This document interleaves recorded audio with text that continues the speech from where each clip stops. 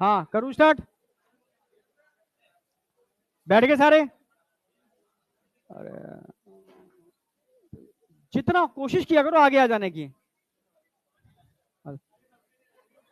चलो कोई नहीं, ठीक है। चलो अब स्टार्ट करते हैं। देखो अब एकदम साइलेंट हो जाओ, एकदम साइलेंट।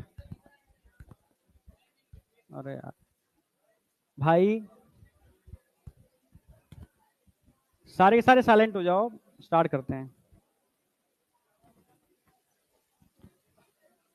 चलो, कोई पेन दिख रहा है?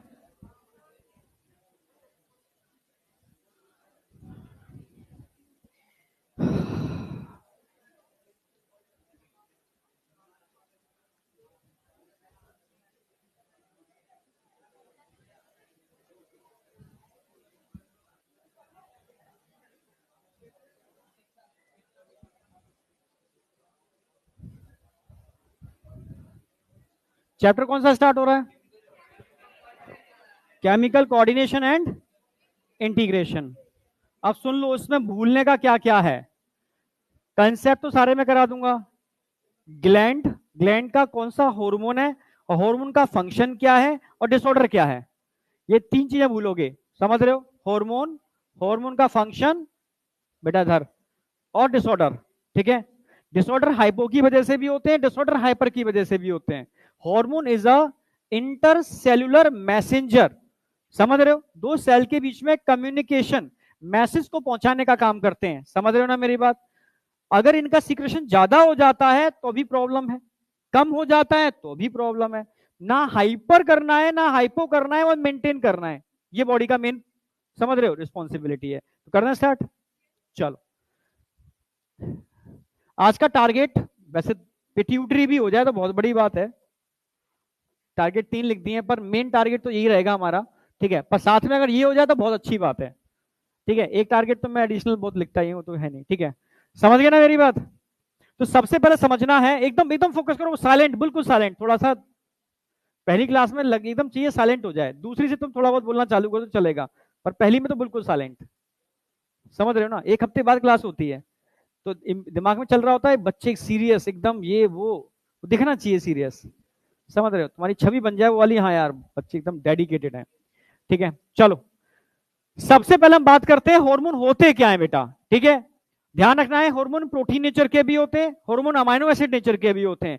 समझ रहे हो? कुछ हार्मोन लिपिड नेचर के भी होते हैं, मतलब स्टेरॉइड नेचर के भी होते हैं। समझ रहे हो ना मेरी बात? लिपिड प्रोटीन की बात करने का मतलब ये नहीं है कि ये खाने के सब्सटेंस है, कोई न्यूट्रिएंट है। तो हार्मोन न्यूट्रिएंट नहीं होते। हार्मोन क्या होते हैं? Non nutrient. समझ रहे हो ना मेरी बात? हाँ या ना? हार्मोन नॉन न्यूट्रिएंट होते हैं, न्यूट्रिएंट नहीं है। क्लियर है बिल्कुल? हाँ या ना? इंटरसेलुलर मैसेंजर होते हैं, इंट्रा नहीं होते। ठीक है, इंटर का मतलब है कि दो सेल के बीच में कम्युनिकेशन करते हैं। इंटर कॉलेज याद रखा करो। ठीक है, इंटर कॉलेज सुने कहीं आपने? ठीक है, हाँ, दो सेल के बीच के अंदर कम्युनिकेशन कौन करेगा? Intercellular messenger. ठीक है, समझ गए ना मेरी बात? तो इंटरसेलुलर मैसेंजर होते हैं, और एंजाइम की तरह बहुत ज्यादा अमाउंट नहीं चाहिए, ट्रेस अमाउंट में काम चल जाता है, बहुत कम अमाउंट में ही ये अपने मैसेज को पहुंचाने का काम करते हैं। जबकि एंजाइम क्या करते हैं? ज्यादा अमाउंट में रिलीज चाहिए होते हैं, क्योंकि वो प्रोडक्ट को किसमें कन्वर्ट कर, सबस्ट्रेट को किसमें कन्वर्ट करते हैं? प्रोडक्ट के अंदर। समझ रहे हो? कैटालिटिक एक्टिविटी शो करते हैं, एक्टिवेशन एनर्जी कम करते हैं, तो अमाउंट ज्यादा चाहिए, जो मैं आगे बायोमोलिक्यूल में कराऊंगा। ठीक है, but hormone is a chemical messenger, जो इंटरसेलुलर क्या होते हैं? मैसेंजर का काम करते हैं, ट्रेस अमाउंट में रिक्वायर्ड होते हैं, नन न्यूट्रिएंट होते हैं। ये डेफिनेशन, लेटेस्ट डेफिनेशन आपको याद रखनी है। जब क्लासिकल डेफिनेशन की बात करते हैं तो क्या है भाई? ये एक तरीके से, ठीक है, केमिकल मैसेंजर है, ठीक है, जो ऐसी सेल्स के थ्रू रिलीज होते हैं जो एंडोक्राइन सेल हैं, और कहां रिलीज होते हैं? ब्लड में रिलीज होते हैं। ठीक है, तो एक बेसिक एग्जांपल ले रहा हूं मैं इसके लिए। बेसिक, बिल्कुल बेसिक, एनसीईआरटी की एक लाइन उठाई है, पहली लाइन को समझाने की कोशिश कर रहा हूं कि भाई होते क्या है। मान लो ये एक एंडोक्राइन ग्लैंड है। एंडोक्राइन क्यों बोला? क्योंकि इसमें डक्ट नहीं होती, डक्ट नहीं होती। Endo, endocrine gland duct less होते हैं, डक्ट लेस होते हैं। और क्या रिलीज करते हैं? Release only hormone, release only hormone, hormone release करते हैं। मान लो ग्लैंड है, तो ग्लैंड के पास डक्ट तो है नहीं, बट क्या नजर आ रहे हैं यहां पर आपको? ब्लड वेसल्स नजर आ रहे हैं। क्या नजर आ रहे हैं? Blood vessels. अगर आपको ब्लड वेसल्स नजर आ रहे हैं यहां पर, और इसके आसपास क्या होंगे? सेल्स होंगे यहां पर।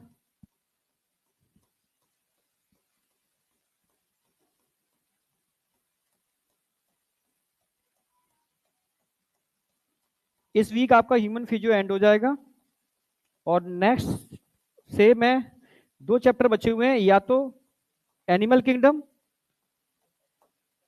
ठीक है, और दूसरा है स्ट्रक्चरल ऑर्गेनाइजेशन, ठीक है। बायोमोलिक्यूल को मैं अलग रखा है तीसरा, मतलब बायोमोलिक्यूल एक तरीके से वो एक कॉमन चैप्टर जो केमिस्ट्री में भी है, यहां पर भी है, समझ रहे हो? 12th में भी कहीं ना कहीं उससे रिलेटेड चीजें मिल जाती हैं आपको, तो उसको ऐसा करना है कि दोबारा जिंदगी में पढ़ने की जरूरत ना पड़े। समझ रहे हो ना मेरी बात? एकदम खतरनाक तरीके से, मतलब मास्टरी कर देनी है उसके ऊपर, ठीक है। उस पर तो मैं शायद रोज तुमसे पूछूंगा, ये मान के चलो, मतलब सारे अमाइनो एसिड मुझे चाहिए, जो जो मैं कराता जाऊंगा मुझे रोज पूछना है वो। अब तुम चाहे कुछ भी करो, या आना बंद कर दोगे, या पनिशमेंट मिलेगा, जो भी होगा, पर बायोमोलिक्यूल मुझे सबसे स्ट्रॉन्ग चाहिए तुम्हारा, सबसे स्ट्रॉन्ग। तो वो मैं अलग रख रहा हूँ। ये 2 चैप्टर सिंपल बच्चे हैं इसके अंदर, एनिमल किंगडम और स्ट्रक्चरल ऑर्गेनाइजेशन, ठीक है। तो ये मैं मतलब याद करा दूंगा, याद करने वाला पार्ट है इसके अंदर, ठीक है। बस ध्यान रखना है, स्ट्रक्चरल ऑर्गेनाइजेशन के अंदर मैं 3 टॉपिक करा रहा हूँ, कॉकरोच करा रहा हूँ, एनिमल टिश्यू करा रहा हूँ, और फ्रॉग करा रहा हूँ। कंफ्यूजन ना हो तो बता दूं, एनसीईआरटी में ओनली फ्रॉग दे रखा है, पर जो पीडीएफ एनएमसी ने रिलीज की थी अभी पुरानी वाली जो भी हुई है, उसके अकॉर्डिंग हमें कॉकरोच और एनिमल टिश्यू भी करना है। अभी नीट के 2 एग्जाम हुए, दोनों के अंदर कॉकरोच से भी क्वेश्चन था और यानी फ्रॉग से नहीं था, टिश्यू से क्वेश्चन था, दोनों में टिश्यू से क्वेश्चन था। पर फ्रॉग दे रखा है, पर क्वेश्चन इस साल नहीं दिया, पर सिलेबस में है और इस साल आ जाएगा क्योंकि एनसीईआरटी में भी है। तो तीनों ही करने हैं, इसमें कोई लापरवाही नहीं करनी, ठीक है। और कोशिश करूंगा तीनों टॉपिक में 5 दिनों में करा दूं, 2 दिन में कॉकरोच, 2 दिन के अंदर टिश्यू, मुश्किल है वैसे, 3 दिन में कॉकरोच होता है और 3 ही क्लास में टिश्यू होता है, पर कोशिश करूंगा अगर ऐसा हो गया तो।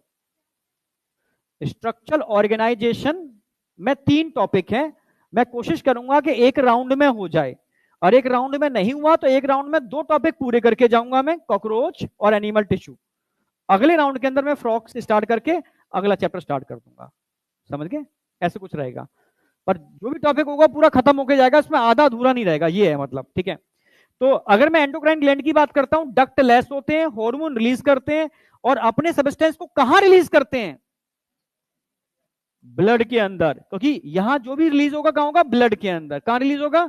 ब्लड में। अब उनका ट्रांसपोर्टेशन होना है भाई, इंटरसेलुलर मैसेंजर है ना। तो जैसे मान लो कि एग्जांपल यूज कर रहा हूं, बायोमोलिक्यूल का ही ले लो, ठीक है, जब बात चली रही है बायोमोलिक्यूल की, तो आप जानते हो एक सेल है, कौन सी सेल है? हेपेटोसाइट्स। कौन सी है? हेपेटोसाइट्स। या हो सकता है स्केलेटल मसल्स हो, यहां पर स्केलेटल मसल्स भी हो सकते हैं।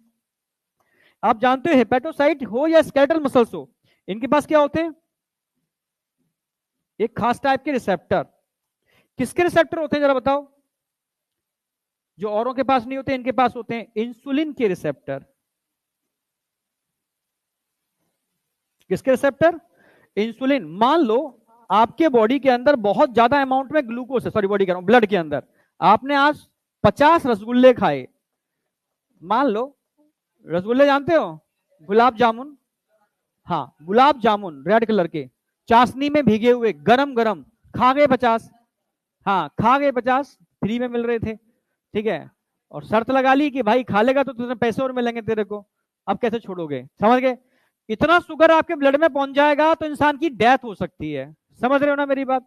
तो ऐसा कौन सा हार्मोन है जो आपको बचा लेता है ऐसी स्थिति में भी? इंसुलिन। कहां से निकलता है? मान लो ये बीटा सेल है, कौन सी सेल है? बीटा सेल्स हैं, कहां होते हैं? पेनक्रियास के अंदर। बीटा सेल मान लो एक हार्मोन रिलीज कर रहे हैं, कौन सा हार्मोन रिलीज कर रहे हैं बीटा सेल? इंसुलिन। ये कौन सा हार्मोन रिलीज हो रहा है इनसे? इंसुलिन। मान लो ये क्या है? इंसुलिन। इंसुलिन कहां रिलीज हो रहा है? ब्लड में। और ब्लड से कहां जाएगा सीधा? ये near the hepatocyte and skeletal muscles. अरे हाँ या ना? जब इंसुलिन जाएगा तो रिसेप्टर से बाइंड करेगा, जहां जहां रिसेप्टर होंगे, तो रिसेप्टर कहां होते हैं इसके, हेपेटोसाइट्स और स्केलेटल मसल्स के ऊपर लगे होते हैं। जैसे इंसुलिन बाइंड करेगा तो सेकेंडरी मैसेंजर अंदर बनेंगे, प्रोटीन का हार्मोन है, प्रोटीन हार्मोन अंदर नहीं जा सकते सेल के अंदर। क्यों नहीं जा सकते प्रोटीन हार्मोन सेल के अंदर? क्योंकि सेल की मेम्ब्रेन लिपिड नेचर की होती है, और लिपिड प्रोटीन के लिए इम्परमेबल होता है। नहीं समझ में आया? भाई लिपिड नेचर का हार्मोन होता तो अंदर चला जाता, स्टेरॉइड नेचर का होता चला जाता, पर प्रोटीन इम्परमेबल है, प्रोटीन के लिए मेम्ब्रेन इम्परमेबल है, प्रोटीन एंटर नहीं करेगा, तो वो बाहर के रिसेप्टर से बाइंड कर जाएगा, इसको इंसुलिन रिसेप्टर्स बोलते हैं। अंदर सिग्नल जाएगा और सिग्नल डीएनए से बोलेगा कि भाई एक प्रोटीन को बनाओ, तो एक प्रोटीन बनाएगा GLUT4 प्रोटीन। नहीं आया क्या? ये प्रोटीन बनेगी, जैसे ये GLUT4 प्रोटीन बनेगी, ये मेम्ब्रेन से बाइंड कर जाएगी और मेम्ब्रेन को ग्लूकोज के लिए क्या कर देगी? अरे परमिएबल कर देगी भाई। नहीं आई? सारा ग्लूकोज धीरे धीरे ब्लड में से कहा जाएगा, हेपेटोसाइट्स और स्केलेटल मसल्स के अंदर। अगर जरूरत होगी इस इंसान को ग्लूकोज की तो वो यूटिलाइज करेगा, जरूरत नहीं होगी तो उसको ग्लाइकोजन की फॉर्म में कन्वर्ट कर दिया जाएगा। और ग्लाइकोजन भी बहुत भरा हुआ है बॉडी के अंदर, तो कोशिश की जाएगी उसको फैट की फॉर्म में स्टोर कर दे। स्टोर करना है, सीधी सी बात। आई या नहीं आई?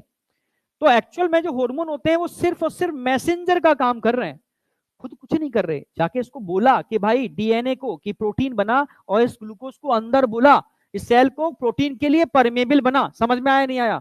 तो अगर मैं बात करता हूं, जितनी भी आपकी एंडोक्राइन ग्लैंड्स होते हैं वो हार्मोन रिलीज करते हैं। पहली बात, डक्टलेस होते हैं। दूसरी बात, अपने सब्सटेंस को डायरेक्ट ब्लड में डालते हैं, टारगेट के पास नहीं पहुंचाते, ब्लड उसको टारगेट सेल के पास पहुंचाने का काम करता है। कोई डाउट? हाँ या ना? क्लियर है ना? अगर मैं यही बात करता हूं एक्सोक्राइन ग्लैंड की, मान लो, ठीक है, ये ले लेते हैं एक्सोक्राइन ग्लैंड। एक्सो माने बाहर, क्राइन मतलब रिलीज करना। मान लो ये कोई ग्लैंड थी, चलो ये दिखा दो, ये कोई ग्लैंड थी, इस ग्लैंड के पास ये अंदर कोई डक्ट है, मानो पेनक्रियास ही दिखा दो यहां पर, ये डक्ट है, और डक्ट की हेल्प से अपने सिक्रेटरी सब्सटेंस को डायरेक्ट कहां रिलीज कर रही है? टारगेट के ऊपर। जैसे मानो पेनक्रियास एंजाइम रिलीज करेगा, एंजाइम किस पर रिलीज होने वाले? फूड के ऊपर। ठीक है, तुम समझने की कोशिश करना। ये सारे क्या है? सेल्स। ये डक्ट में क्या रिलीज करेंगे? अरे एंजाइम्स, भाई पेनक्रियास एंजाइम भी तो रिलीज करता है। तो पेनक्रियास हेटेरोक्राइन ग्लैंड है, जो हार्मोन भी रिलीज कर लेता है, एंजाइम भी रिलीज कर लेता है। इसके पास क्या होती है? डक्ट होती है। ये डक्ट की हेल्प से अपने सब्सटेंस को डायरेक्ट कहां रिलीज कर रहा है? फूड के ऊपर। डायरेक्ट कहां रिलीज कर रहा है? फूड के ऊपर। डायरेक्ट फूड के ऊपर रिलीज कर रहा है। तो ऐसे ग्लैंड जो अपने सिक्रेटरी सब्सटेंस को डायरेक्ट फूड के ऊपर रिलीज कर लेते हैं डक्ट की हेल्प से। अब वो सिक्रेटरी सब्सटेंस एंजाइम भी हो सकता है, मिल्क भी हो सकता है, सलाइवा भी हो सकता है, म्यूकस भी हो सकता है, आंसू टीयर्स भी हो सकते हैं। नहीं आया क्या? हार्मोन के अलावा वो सब कुछ हो सकता है। यानी एक्सोक्राइन ग्लैंड कई चीजें रिलीज कर सकते हैं डक्ट की हेल्प से डायरेक्ट टारगेट के ऊपर, पर एंडोक्राइन ग्लैंड डायरेक्ट टारगेट के ऊपर रिलीज नहीं करते, ब्लड में रिलीज करते हैं। डक्ट लेस ग्लैंड होते हैं, एंडो और ओनली हार्मोन रिलीज करते हैं। ये डिफरेंस समझ में आया एक्सो और एंडो के अंदर? तब जाकर के ये फूड का क्या करते हैं? डाइजेशन करते हैं। ठीक है, ब्रेक डाउन या डाइजेशन ऑफ फूड चालू हो जाता है। यहां तक कोई डाउट है किसी को? अब नोट कर लो, और करना है तो मैं आगे बढ़ जाऊं। अभी एक लाइन कराई है मैंने, दूसरी लाइन में क्या सुन लो, ये भी सुन लो, लाइन तो एक ही है। ये कौन सी डेफिनेशन है? क्लासिकल डेफिनेशन है, नॉर्मल पहले यूज की जाती थी। अभी अगर मॉडर्न या लेटेस्ट डेफिनेशन की बात करता हूं, उसको हम क्या बोलेंगे भाई? उसके हिसाब से हार्मोन नॉन न्यूट्रिएंट है, कोई न्यूट्रिएंट नहीं है। समझ रहे हो? It is a chemical, behave as a chemical. समझ रहे हो ना मेरी बात? जो यहां कंफ्यूज करेगा, इंटर और इंट्रा में कंफ्यूज करेगा। इंटर कॉलेज याद रखना है आपको। समझ लो, इंटरसेलुलर मैसेंजर्स हैं, दो सेल के बीच में कम्युनिकेशन करते हैं, और ट्रेस अमाउंट में बनते हैं, बहुत ज्यादा अमाउंट में नहीं बनते, जबकि एंजाइम ज्यादा अमाउंट में बनते हैं। तो तीन बातें ध्यान रखनी है, नॉन न्यूट्रिएंट है, इंटरसेलुलर मैसेंजर है, और ट्रेस अमाउंट में बनते हैं। अरे आई या नहीं आई? खत्म। ये दो लाइन समझ में आनी चाहिए। अब मैं समझाऊंगा आगे। टारगेट क्या है आपका? फटाफट लिख लो, साथ साथ फटाफट, जितनी तेजी से लिख सकते हो।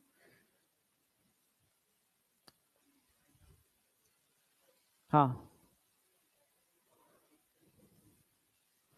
हिपेटोसाइट्स इंसुलिन बना नहीं रहे हैं। डीएनए, हाँ, न्यूक्लियस। सिग्नल कहाँ जाता है? न्यूक्लियस के पास जाता है।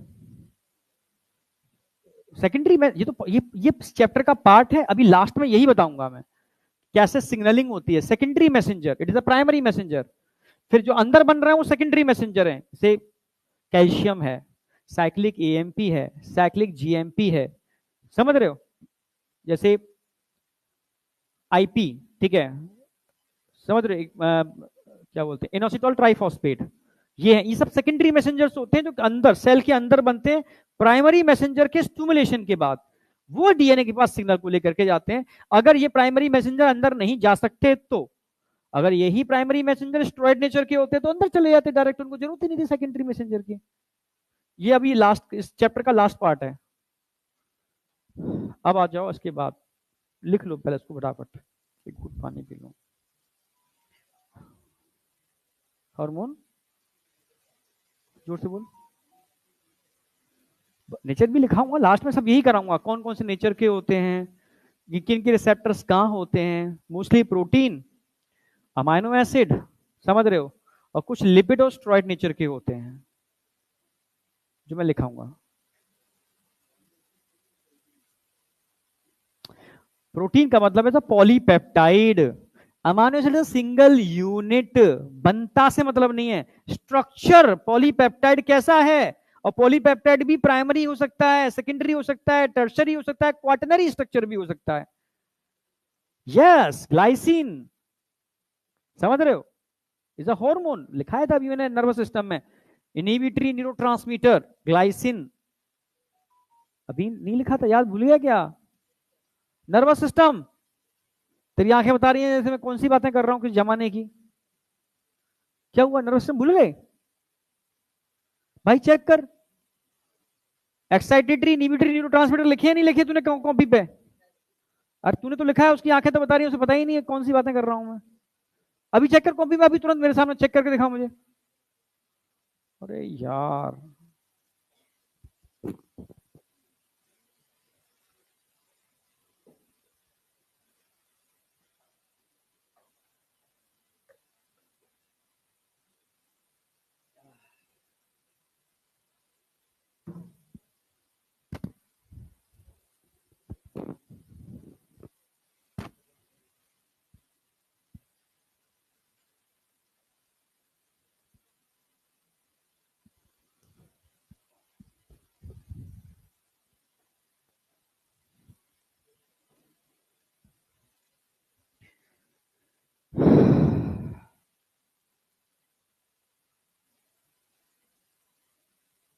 हाँ, क्या?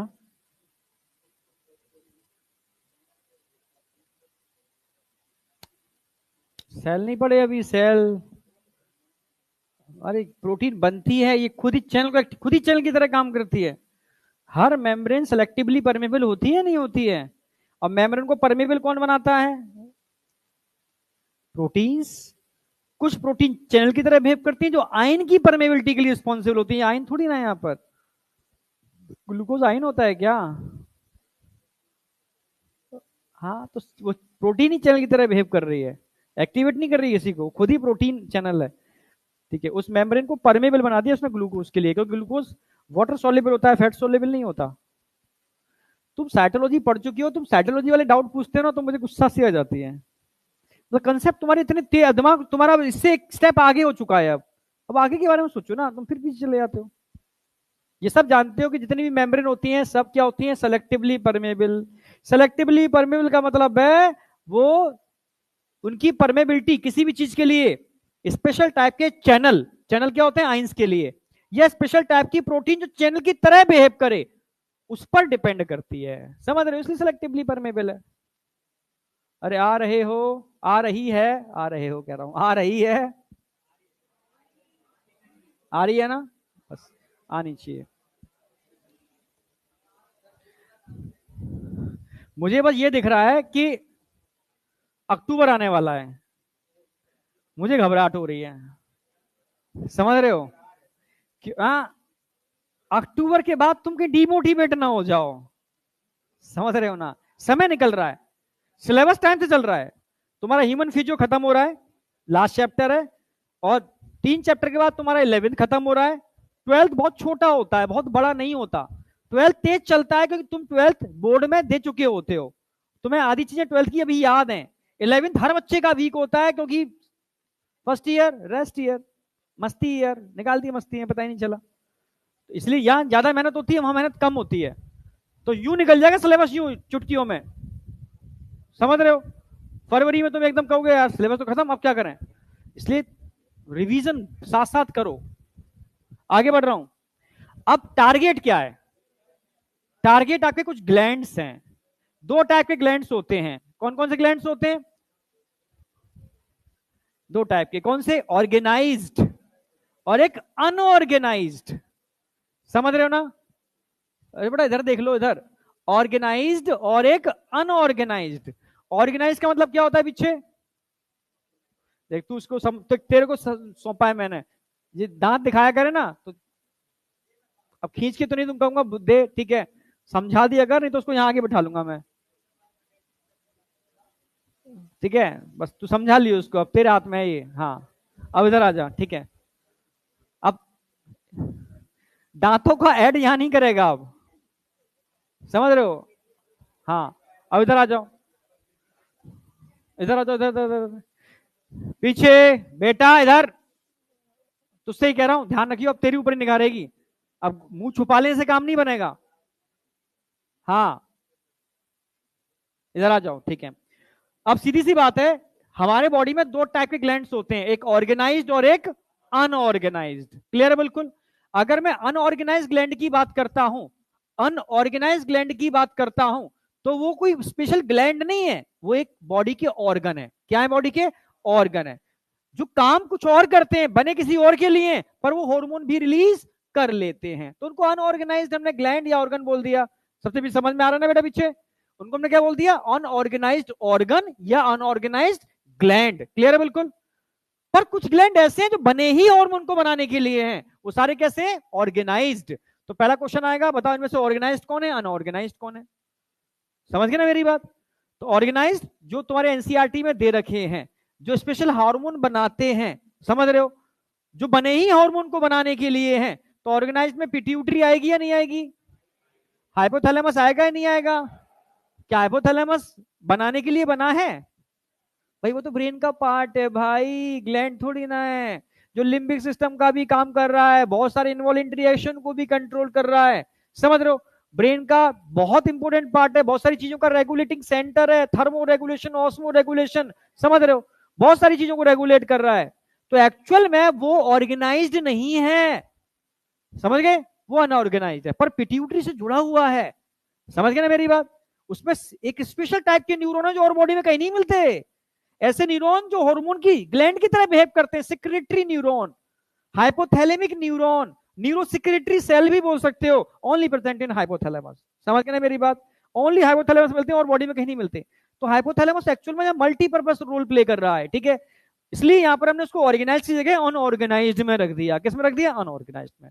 इसके अलावा आप पढ़ोगे पीनियल ग्लैंड, ठीक है, इसके अलावा आप पढ़ोगे यहां पर, ठीक है, थाइमस पढ़ोगे, ठीक है, थायराइड पढ़ोगे, एड्रिनल पढ़ोगे, गुनैड्स पढ़ोगे, टेस्टिस ओवरी, समझ गए ना मेरी बात। तो ये सारा आप यहाँ पढ़ने वाले हो ऑर्गेनाइज्ड, और अनऑर्गेनाइज्ड की बात करता हूँ, लिवर अनऑर्गेनाइज्ड, समझना मेरी बात, हार्ट मैंने एएनएफ बताया था, हार्ट के अंदर किडनी, ठीक है, इराथ्रोपोइटिन, समझ रहे हो, रेनिन, हेपेरिन, किडनी से हेपेरिन बोल गया, ठीक है, एटसेट्रा, कैल्सी ट्रायोल एटसेट्रा, सब कहां से निकला, किडनी, ये सब क्या है, अनऑर्गेनाइज्ड, समझ में आ गया। तो पहला क्वेश्चन तो सॉल्व कर लोगे, ऑर्गेनाइज्ड अनऑर्गेनाइज्ड, हाँ या ना, कर लोगे। डायग्राम से क्वेश्चन आएगा तो तुम कहां गड़बड़ करोगे, ये तुम बिना डायग्राम ऐसा नहीं आएगा, गंदा सा डायग्राम होगा, ब्लैक एंड व्हाइट होगा, तुम पहचान नहीं रहोगे कि होगा क्या, बस इतना समझ में आ रहा है कि हाँ ये ओवरी होगी अंदाज से, टेस्टिस होगी अंदाज से, ये नजर आ रहा है पेनक्रियाज, ये एड्रिनल ग्लैंड होंगे अंदाज से, नीचे वाली थाइमस होती है, ऊपर वाली थायराइड होती है।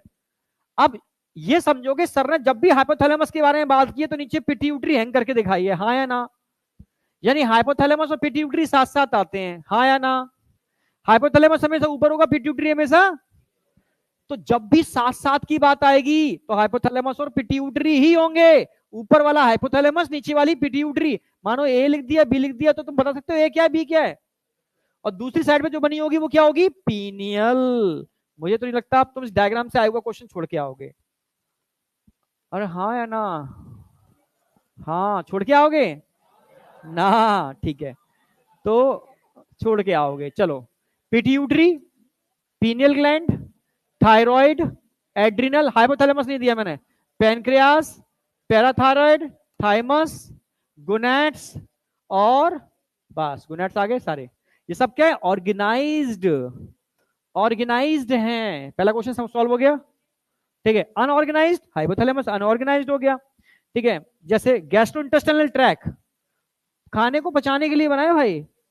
लिवर, समझ रहे हो, लिवर एक अलग ऑर्गन है जो डाइजेशन में हेल्प करता है। किडनी कहीं ना कहीं बॉडी के ब्लड को फिल्टर करने का काम करती है। हार्ट ब्लड को पंप करने का काम करता है, समझ रहे हो। पर ये हार्मोन बनाते हैं सारे के सारे भाई, इसलिए क्या बोलोगे इनको, अनऑर्गेनाइज्ड। क्या बोलोगे इसको, अनऑर्गेनाइज्ड। ये सब आपको पढ़ना है यहाँ पर, समझ रहे हो। तो अनऑर्गेनाइज का डिटेल यहाँ नहीं है, वो हम पढ़ चुके हैं अदर चैप्टर के अंदर। यहां हमें पढ़ना है ऑर्गेनाइज्ड। कोई डाउट, आगे बढ़ जाएं। पहला टारगेट क्या है, पिट्यूटरी, पिट्यूटरी, ठीक है। तो पिट्यूटरी की बात कर लेते हैं। अरे इसमें लिखना नहीं है, एनसीईआरटी की लाइन की जगह छोड़ा करो, एनसीईआरटी की लाइन घर जाके लिखा करो, जगह छोड़ दो उसके लिए। पर ये लाइनें याद रखनी है, इनसे क्वेश्चन बनते हैं। मैं वही लाइन उठाता हूं एनसीईआरटी की जिनसे डायरेक्ट मैं असर्शन रीजन या स्टेटमेंट बना सकता हूं। कंसेप्ट सारे मेरे फ्लो डायग्राम में होंगे। डेफिनेशंस हैं वो लिखने पड़ेंगे आपको, जरूरी है। चलो आगे बढ़ रहा हूं। अब बात करते हैं पिट्यूटरी ग्लैंड। कहां होती है पिट्यूटरी, नींद तो नहीं आ रही, जिसका बर्थडे था, नींद तो नहीं आ रही, हाँ, नींद ना आए, ठीक है, थोड़ा एक्टिव रहो, समझ रहे हो। चलो, हाइपोथैलेमस और पिट्यूटरी। अच्छा यार, डायग्राम बहुत जगह घेरेगा, बहुत ज्यादा, कोई नहीं। पिट्यूटरी कैसी ग्लैंड है, मास्टर,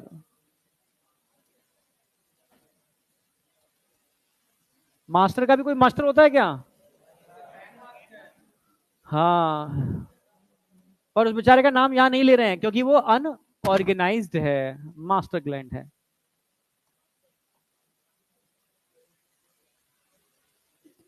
अच्छा, वेट कितना होगा इसका, लगभग 0.5 ग्राम। अच्छा, ओरिजिन क्या होगा इसका, पिट्यूटरी का मेन ओरिजिन, एक्टोडर्मल।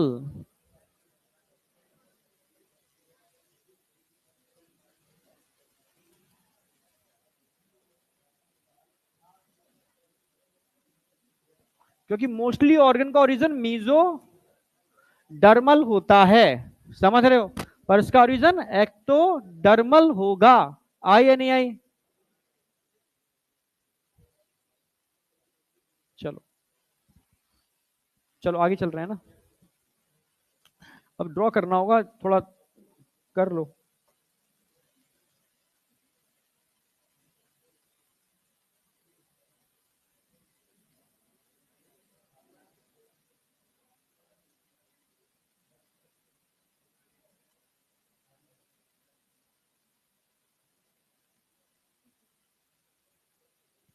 ये एक ही कलर नजर आ रहा है ना, सिंगल कलर है ना पूरा।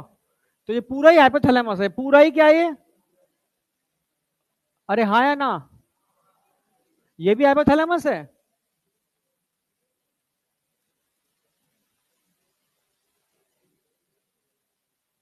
ये भी हाइपोथैलेमस है, यस। ये हाइपोथैलेमस है या नहीं, क्यों नहीं है, it is a posterior pituitary is a part of hypothalamus. Actual में रियल पिट्यूटरी तो यहां एंटीरियर वाला पार्ट है।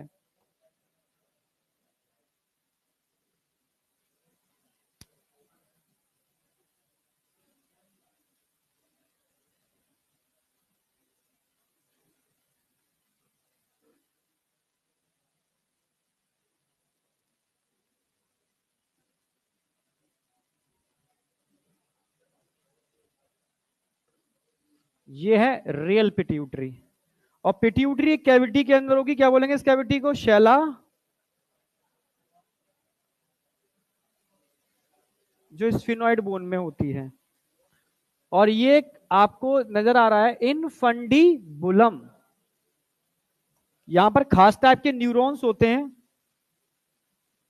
हाइपोथैलेमिक न्यूरॉन, जो हाइपोथैलेमस में ही होते हैं और हॉर्मोन्स रिलीज करते हैं, समझना। और यहां पर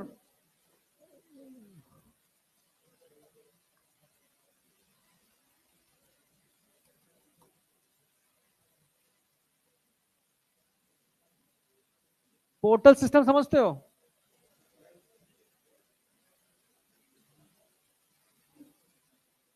कहीं पढ़ाया था मैंने, याद आया?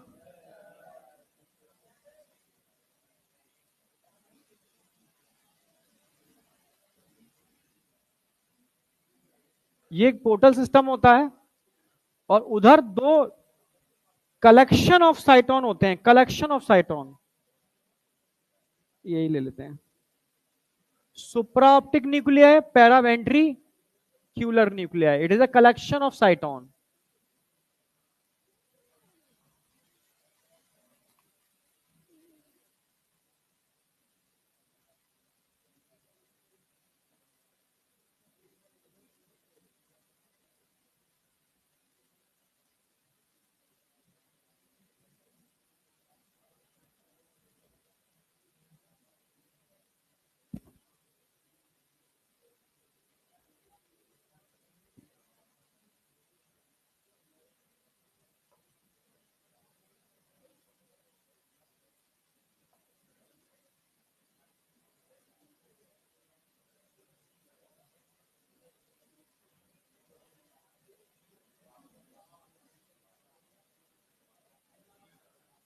बना पाओगे ऐसा डायग्राम?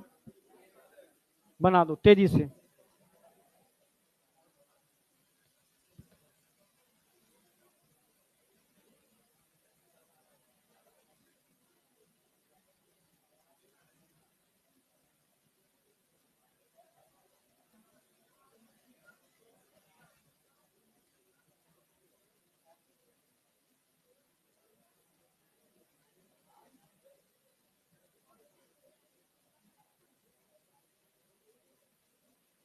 हाइपोथैलेमिक हार्मोन या न्यूरोसिक्रेटरी सेल,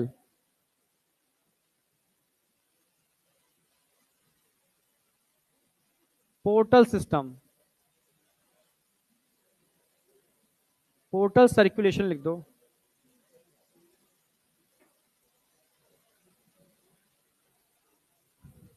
इनफंडीबुलम,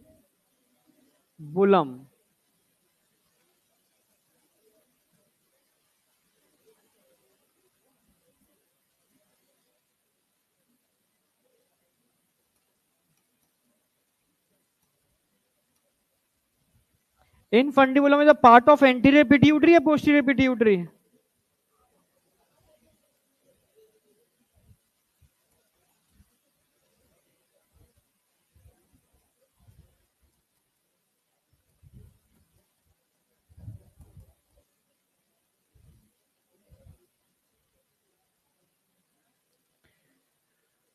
इस कैविटी को क्या बोलोगे?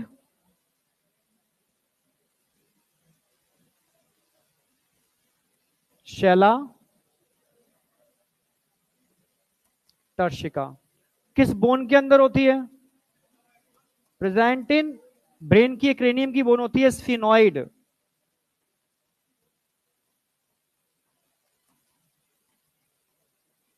Present in sphenoid bone. अब पिट्यूटरी का ध्यान से देखोगे तो यहां पर कुछ लोब्स नजर आएंगे,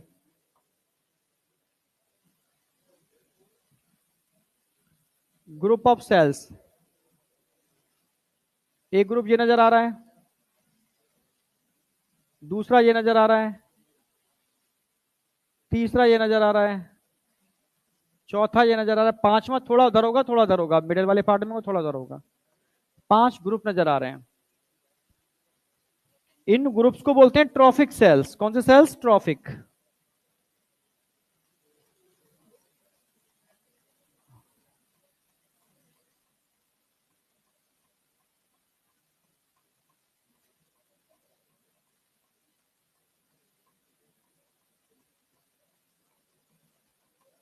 जो खास टाइप के हार्मोन रिलीज कर रहे हैं, ट्रॉफिक हार्मोन।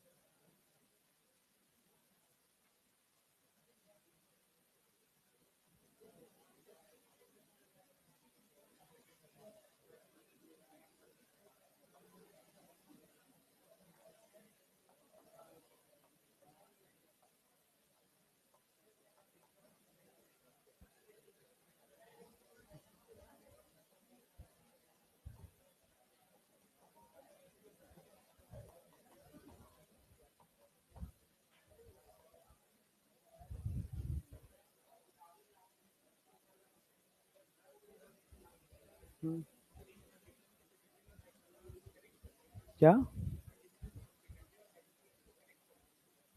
कनेक्ट? कुछ नहीं, यहाँ वो कनेक्शन वाला पार्ट है इनफंडिबुलम स्टैक लाइक स्ट्रक्चर।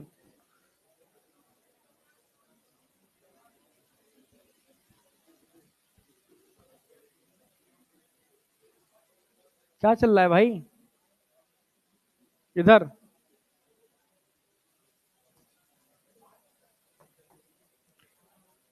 एक देखो ऊपर दिख रहा है ना, ऊपर वाला सुप्रा ऑप्टिक न्यूक्लिया है, नीचे वाला पैरावेंट्रिक्यूलर न्यूक्लिया है।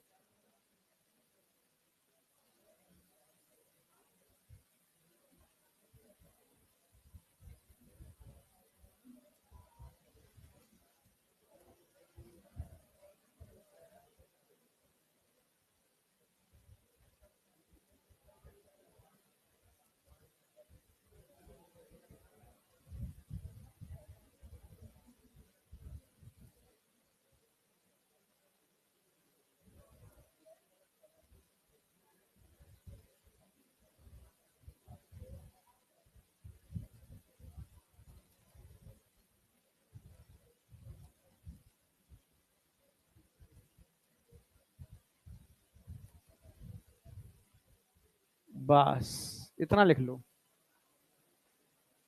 अब समझाऊंगा तुम्हें इसके बाद। हाँ, यस, इसलिए कलर मैंने एक ही रखा है, कंफ्यूजन ना हो। It is a part of anterior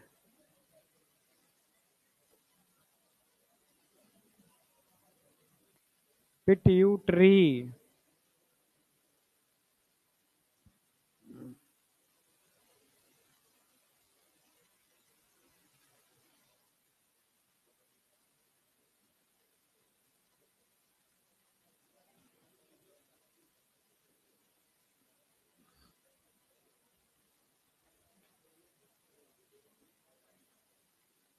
कुछ खा पी के नहीं आई क्या?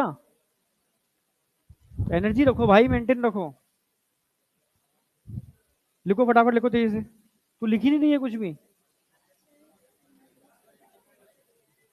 बहुत गलत बेटा, नोट्स नहीं है तो उस पर लिखो ना, रफ तुम बैठो, ये तुम ऐसे करोगे तो क्या मतलब है? लिखो, कुछ तो लिखो, उधर से नहीं, इधर से बोर्ड से लिखो, सामने से। देख अब ये लिख नहीं रहे पर एनसीईआरटी में समझ तो रहे, तो एनसीईआरटी देख रही है क्या चल रहा है? क्या चल रहा है बता? ये चल रहा है।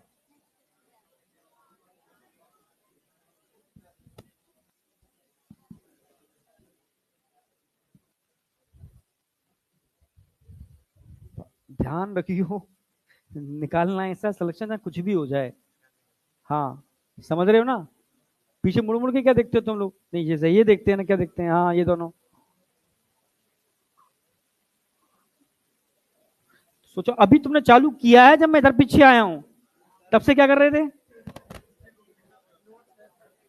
तुम बहुत पिटने वाले हो, ध्यान रख लो।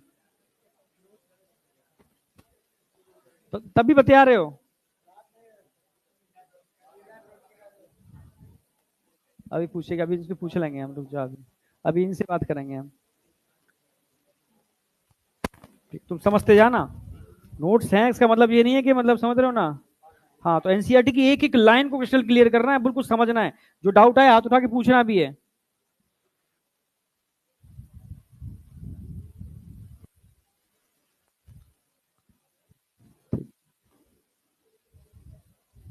वो लिख ही लिया करो भाई, लिख लिया करो, थोड़ा सा हाथ पैर चला लिया करो, ठीक है। अभी पूछूंगा मैं, ठीक है। तू भी अभी लिख रहा है? अरे भाई।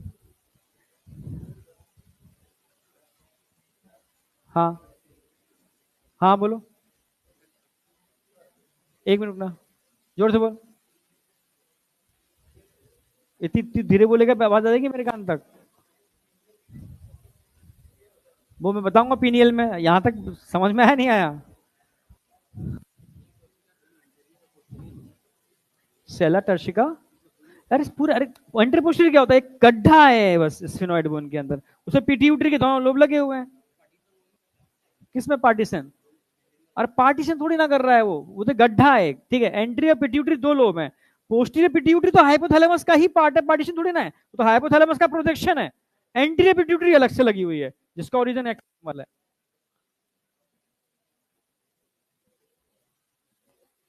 हो गया होगा डायग्राम सारा भाई? हाँ कहाँ? पार्ट्स नहीं, पोन्स नहीं है, pars intermedia, PARS, PARS, pars intermedia is a part of anterior pituitary. Pars intermediate भाई, pars intermediate is a part of anterior pituitary. समझ रहे हो ना मेरी बात? यार साफ दिख तो रहा है ना? Vasopressin, ADH, para ventricular nuclei, oxytocin, part of posterior pituitary, ठीक है। इनफंडिबुलम एंटीरियर, इनफंडिबुलम पोस्टीरियर का पार्ट है, और पार्ट्स इंटरमीडिया एंटीरियर का पार्ट है। ये क्वेश्चन बनेंगे, ठीक है।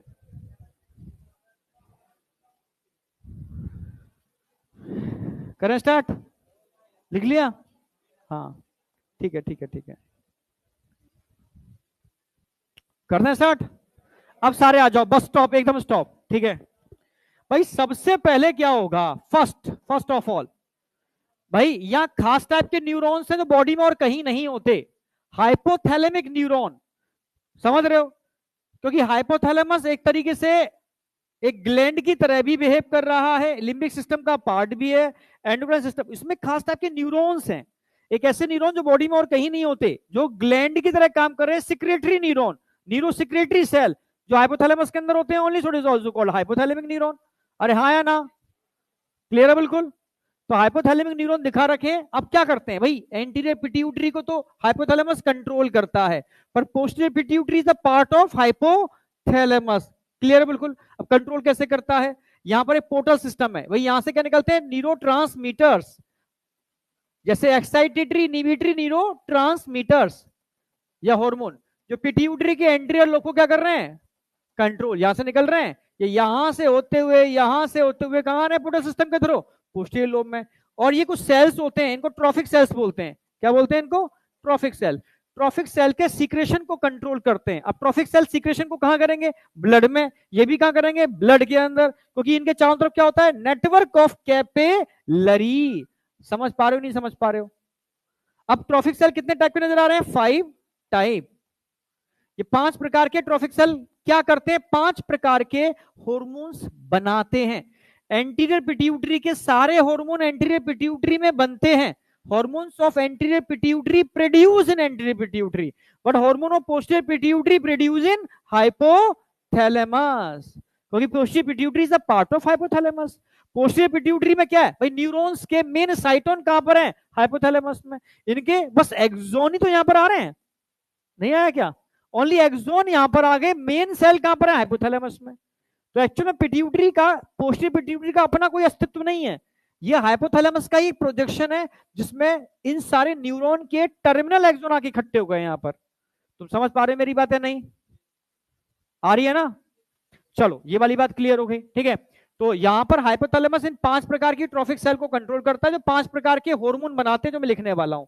हाँ, इंटरमीडिएट जो है pars intermedia, it is a part of anterior pituitary. ठीक है, इसमें भी एक ट्रॉफिक सेल का आधा पार्ट होता है, आधा उधर होता है। ठीक है, जबकि पोस्टीरियर पिट्यूटरी हाइपोथैलेमस का प्रोजेक्शन है। दो टाइप के गुच्छे हैं न्यूरॉन के, सुप्रा ऑप्टिक न्यूक्लियाई, पैरावेंट्रिकुलर न्यूक्लियाई। सुप्रा ऑप्टिक न्यूक्लियाई वैसोप्रेसिन एडीएच बनाता है, पैरावेंट्रिकुलर न्यूक्लियाई ऑक्सीटोसिन बनाता है। कोई डाउट?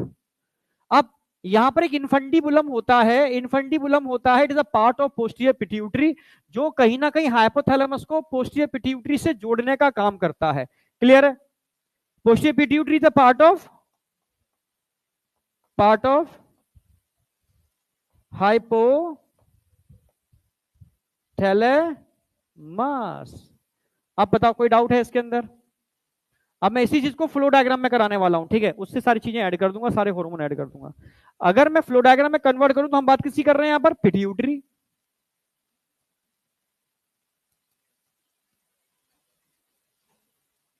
पिट्यूटरी को यहां दो पार्ट में डिवाइड कर सकते हो। पिट्यूटरी को यहां दो पार्ट में डिवाइड कर सकते हो, एंटीरियर और posterior.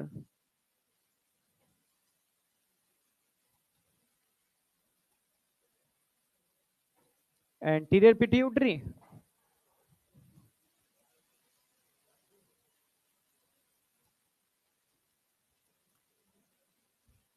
Posterior pituitary. Anterior pituitary को आप एक नाम से जानते हो, एडिनो हाइपोफाइसिस।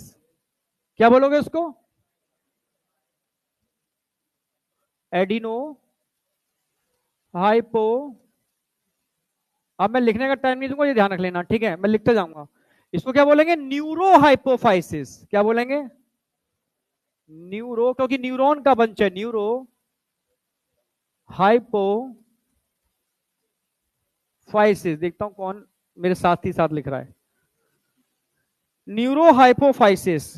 ठीक है, अगर मैं एडिनो हाइपोफाइसिस की बात करता हूं, एडिनो हाइपोफाइसिस की बात करता हूं, इसको भी आप दो पार्ट में डिवाइड कर सकते हो। अभी करके दिखाया था डायग्राम के अंदर मैंने।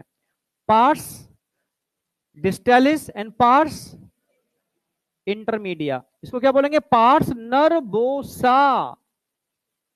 समझ रहे हो? ये टोटल सीक्रेशन का कितना, लगभग कितना परसेंट करता है? 70। टोटल सीक्रेशन का, पूरे पिट्यूटरी के सीक्रेशन का, ये टोटल सीक्रेशन का लगभग कितना होगा? 25% के आसपास। हाँ, 25। Pars distalis, pars intermedia,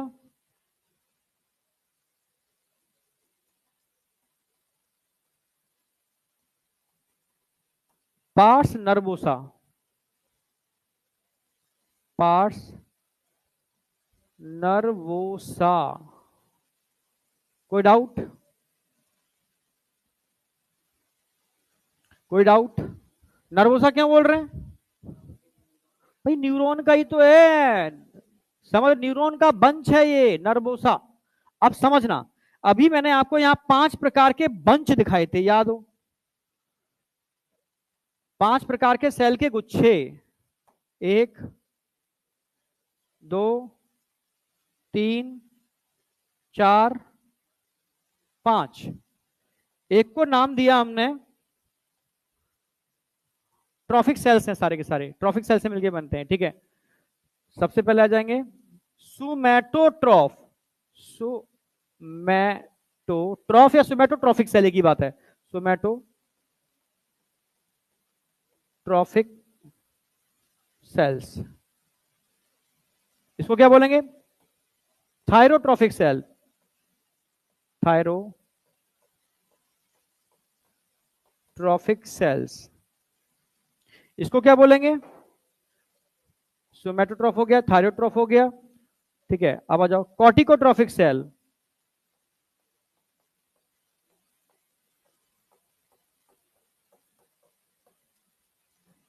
गोनेडो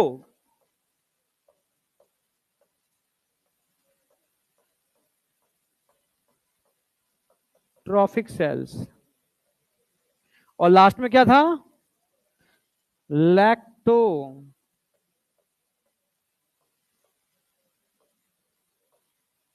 traffic cells. अब ये सेल्स जो हैं वो कौन से हार्मोन बनाते हैं? अभी मैंने बताया कि सोमैटोट्रॉफिक सेल बनाते हैं क्या? सोमैटोट्रॉफ, यानी ऐसे बोल सकते हो ग्रोथ हार्मोन। इसका एक नाम और होता है सोमैटोट्रॉफिक हार्मोन, एसटीएच। थायरोट्रॉफ क्या बनाएंगे? T S H, thyroid stimulating hormone. Corticotrophic hormone दो बनाते हैं, क्योंकि इसका कुछ पार्ट तो मीडिया में होता है, कुछ इधर वाले पार्ट में होता है, डिस्टेलिस में। तो एक तो बनाएगा एडिनो कॉर्टिकोट्रॉफिक हार्मोन, एक होता है मिलेनोसाइड स्टिमुलेटिंग हार्मोन। ठीक है। गोनेडोट्रॉफ क्या बनाते हैं? अगेन दो दो गोनेडोट्रॉफ होते हैं, एक एलएच होता है, दूसरा एफ एस एच। लैक्टोट्रॉफ में एक ही होता है, prolactin hormone, P R L. ये सारे हार्मोन है जो पिट्यूटरी के अंदर बनते हैं, एंटीरियर पिट्यूटरी के अंदर बनते हैं। कौन बनाता है? Group of cell. ये ग्रुप ऑफ सेल इन हार्मोन को बनाने का काम करते हैं, जबकि पोस्टीरियर पिट्यूटरी के हार्मोन हाइपोथैलेमस में बनते हैं। अब पार्स इंटरमीडिया का मेन हार्मोन कौन सा है यहां पर? Melanocyte stimulating hormone. ठीक है। अब पार्स नर्वोसा की बात कर लेते हैं। भाई नर्वोसा, इसमें कितने टाइप के न्यूक्लियाई देखने को मिलेंगे? दो, सुप्रा ऑप्टिक और पैरा वेंट्रिकुलर।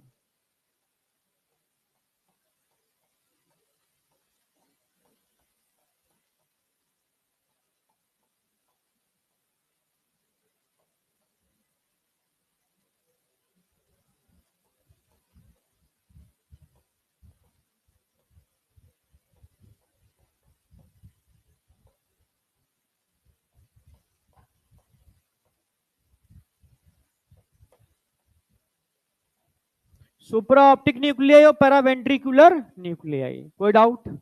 अगर सुप्रा ऑप्टिक न्यूक्लियाई की बात करूं बेटा, समझना, अगर सुप्रा ऑप्टिक न्यूक्लियाई की बात करूं मैं, कौन सा हार्मोन बनाएगा? अभी बताया था मैंने आपको, वैसोप्रेसिन।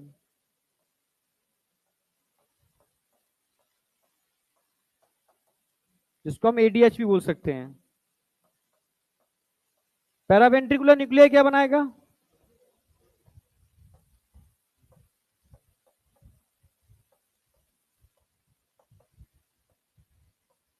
अच्छा, वैसोप्रेसिन क्या काम करता है? मैं इसी में खत्म ही कर देता हूं, क्यों अलग से लिखूंगा। वैसोप्रेसिन का एक ही काम है, क्या काम है? Increase absorption of water from DCT and collecting duct.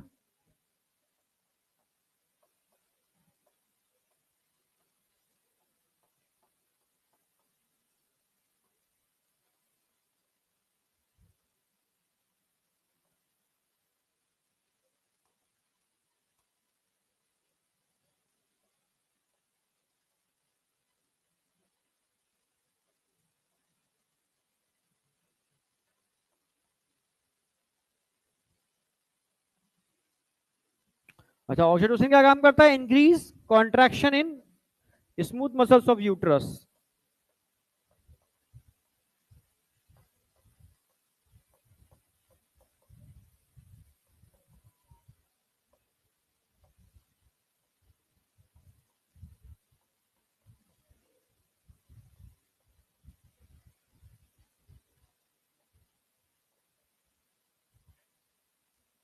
बस फटाफट लिख डालो।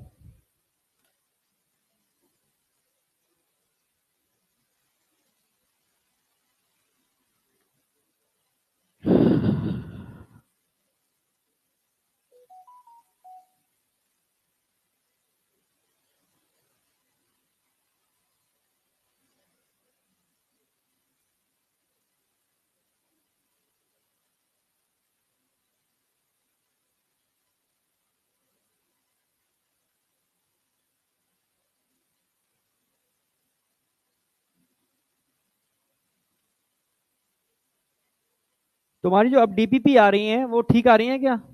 अब जो आ रही है,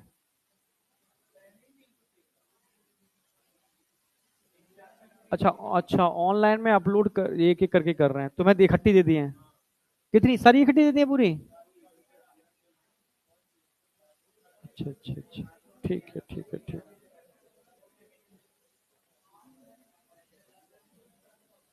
जो जो जो हम देते जा रहे हैं वो भी करते जाना साथ में, और मैं इकट्ठी और लास्ट में मतलब एक अलग और दूंगा इसके अलावा लास्ट टाइम पर, वो थोड़ा प्रैक्टिस और करानी है।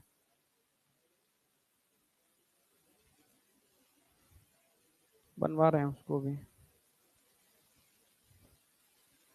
अब जल्दी जल्दी लिखो, तेजी से लिखो। अब समझाता हूँ उसके अंदर एक एक करके। अब यहाँ एक एक करके उठाऊंगा मैं सारे के सारे सेल्स और उससे निकलने वाले हार्मोन, क्योंकि इनका फंक्शन तो खत्म कर दिया मैंने, क्योंकि एडीएस हम पढ़ चुके थे कहां पर, एक्सक्रीटरी सिस्टम में। ये अभी मैं पढ़ाऊंगा ह्यूमन रिप्रोडक्शन के अंदर, ठीक है। बर्थ, जब बेबी का बर्थ होता है ना, तो उसमें ऑक्सीटोसिन का मेन रोल होता है, स्मूथ मसल्स में कॉन्ट्रैक्शन कराता है, समझ रहे हो ना मेरी बात? हाँ या ना? Contraction in smooth muscles of uterus. क्या चीज? हाँ हाँ, जहां ये जहां कॉन्ट्रैक्शन होगा वहां इसका रोल है, समझ रहे हो? समझे नहीं समझे? भाई थोड़ा जल्दी करो, ऐसे कैसे काम चलेगा? ठीक है। समस्या खराब है।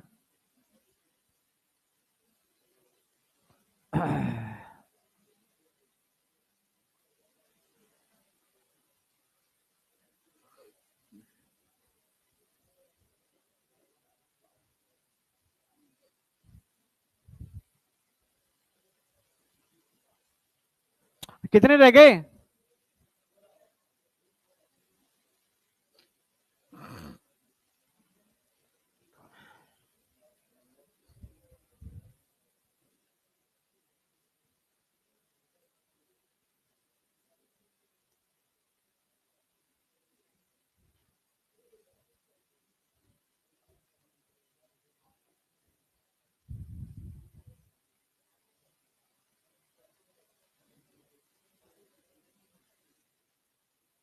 अरे हाथ उठाओ, कितने रह गए? भाई थोड़ा, अब आ जाओ, बात बाकी क्या, जाओ।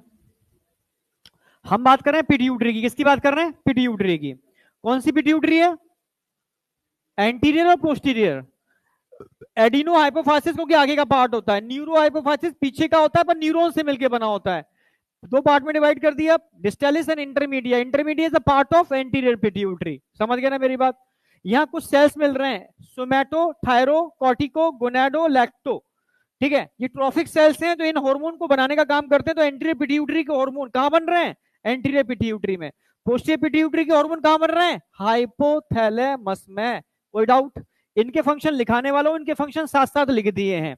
इसका फंक्शन आपको पता है, कलेक्टिंग डक्ट और डीसीटी से वाटर का एब्जॉर्प्शन कराता है।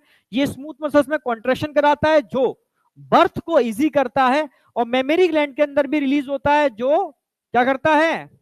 समझ में आया? कोई डाउट? हार्मोन तो यहां से रिलीज होते हैं, पर मेमोरी ग्लैंड में हार्मोन के रिसेप्टर्स होते हैं। कौन था अभी? हाँ, मेमोरी ग्लैंड में इनके क्या होते हैं? रिसेप्टर्स। तो hormone is a chemical messenger, body में जहां रिसेप्टर होंगे वहां जाके बाइंड करके अपना काम करेंगे। अरे आई या नहीं आई? तो जरूरी नहीं कि वहां हार्मोन का बनना जरूरी है, बनते एक ही जगह हैं। ब्लड के थ्रू वो पूरी बॉडी में ट्रेवल कर जाते हैं, जहां रिसेप्टर होते हैं वहां रिसेप्टर से बाइंड कर अपना काम करना चालू कर देते हैं। सिंपल सी बात। कोई डाउट? तुम समझ रहे हो ना? चलो आगे आ जाओ। एक एक करके मैं उठा रहा हूं। सबसे पहले मैं उठाऊंगा यहां पर सुमेटोट्रॉफ या सुमेटोट्रोफिक हार्मोन, जिसको क्या बोलते हैं हम? Growth hormone. पूरी पीपीटी यूज होगी इसके अंदर, पूरी जगह सब कुछ एक साथ ले लूंगा मैं। ग्रोथ हार्मोन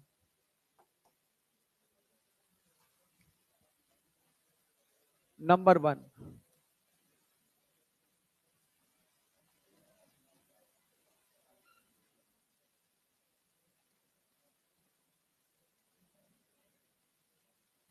ग्रोथ हार्मोन को क्या बोलेंगे? सोमैटोट्रोफिक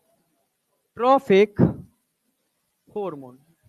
सोमैटोट्रोफिक हार्मोन या ग्रोथ हार्मोन।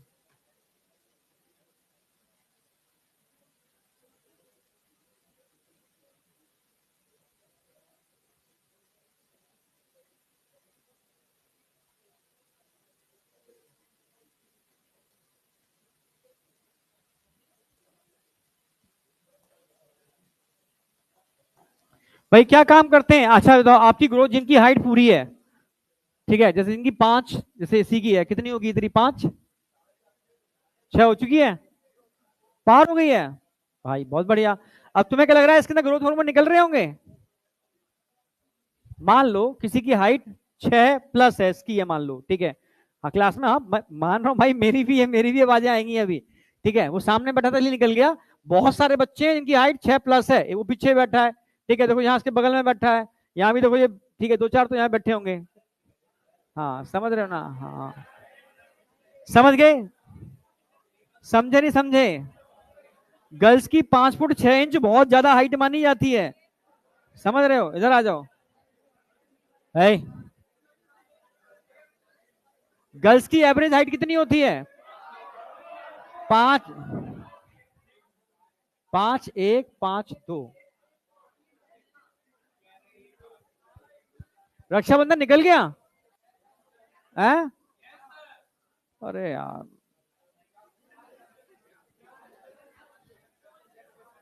हाँ अब इवेंट कराना था एक स्पेशल, निकल गया ना, कोई नहीं, चलो। हम्म, समझ में आ गया, इसको समझ में आ गया। हाँ वो गड़बड़ हो गई थोड़ी सी। सीकर में कराते थे हम लोग, ठीक है, और वहां इतना बढ़िया कॉम्बिनेशन होता था इसका, सुपर, समझ रहे हो ना? सबसे ज्यादा रिजल्ट निकाल देते थे हम लोग, ठीक है। और एक ऐसे वैसे नहीं, दिल्ली एम्स के अंदर एक क्लास से 4-4 बच्चे, एक एक रिकॉर्ड बनाता है, एक क्लास से 4 बच्चे का एक बार।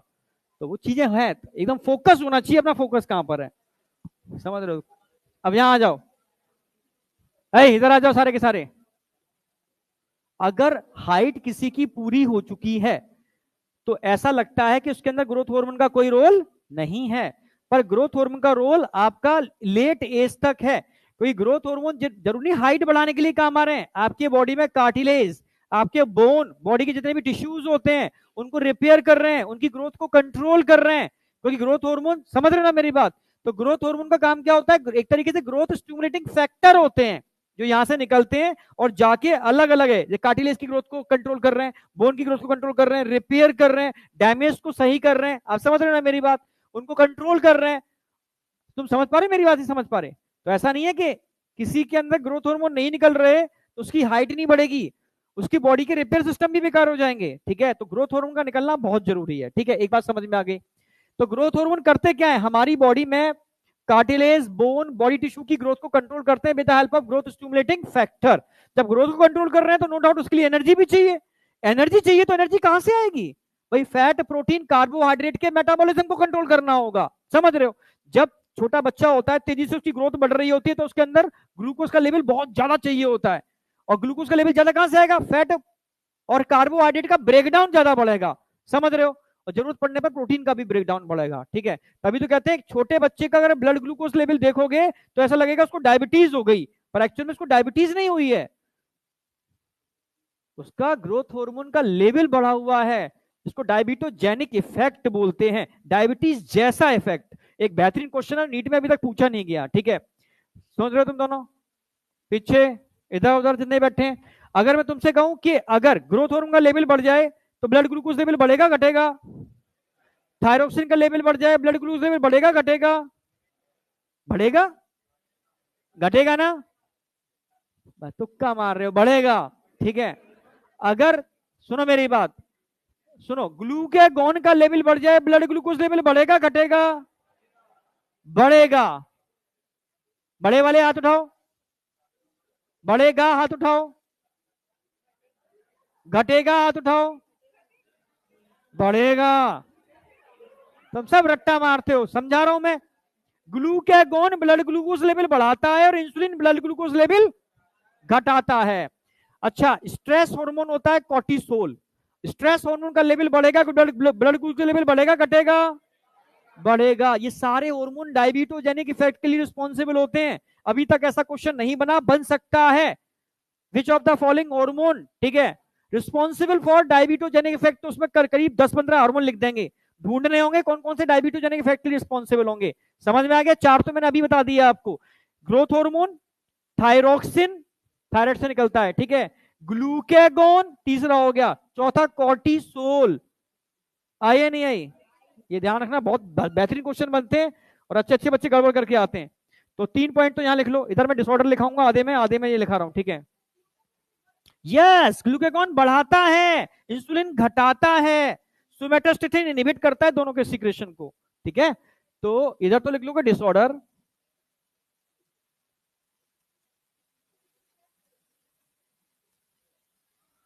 यार बड़ी समस्याएं हैं क्या? यस सर, कौन बोला? तुम्हारे लिए क्या समस्याएं हैं? सिर्फ पढ़ना है, ठीक है। सही बात है, यही यही लाइफ है, मौज वाली है। पढ़ना है और टेस्ट देना है, पढ़ना है टेस्ट देना है, पढ़ना है टेस्ट देना है।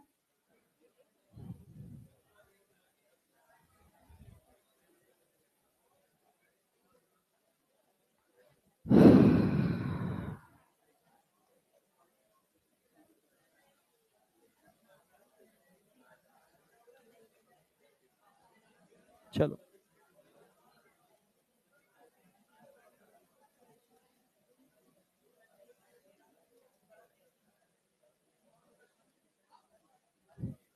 समस्या ये है तुम्हारी इमेच्योरिटी, समझ रहे हो? तुम्हारे ब्रेन का प्रॉपर विकसित ना होना। जो हंस रहे हो ना, ये इमेच्योरिटी को दर्शा रहा है। अगर कोई तुम्हें समझाए तो तुम दांत दिखाते हो, ऐड करते हो, ये इंडिकेशन है, इंडिकेटर है, सुपर इंडिकेटर है, इट इज इमेच्योर। समझ रहे हो ना? इनमें डेवलपमेंट हुआ ही नहीं है, अकल ही नहीं है। जब यहां आए थे, जिस दिन तुम यहां आए थे एडमिशन लेने के लिए, उस दिन तुम्हारी कंडीशन क्या थी? तुम सर एडमिशन ले लो, सिलेक्शन देंगे। और मुझे पता थी जैसे जैसे समय गुजरेगा तुम डाइवर्ट होगे। दांत तोड़ दूंगा एक आध के, ध्यान रखना, मजाक नहीं है, ठीक है। तो इसलिए मैं कह रहा हूं कि अगर तुम डाइवर्ट होगे बेटा तो तुम बहुत गलत कर रहे हो, अपने संग भी कर रहे हो, पता नहीं पेरेंट्स के साथ भी कर रहे हो बहुत ज्यादा, ठीक है। तो बस थोड़ा फोकस रहो, मैं हिंट दे रहा हूं, बस इंडिकेट कर रहा हूं, ज्यादा कुछ नहीं कर रहा, बस हिंट दे रहा हूं, ठीक है। फंक्शन तो क्या काम कर रहा है ये बेटा? ग्रोथ हार्मोन क्या काम करते हैं? ये स्टिमुलेट करते हैं किसको? रिलीज करते हैं growth stimulating factor which control growth of cartilage, bone and body tissue.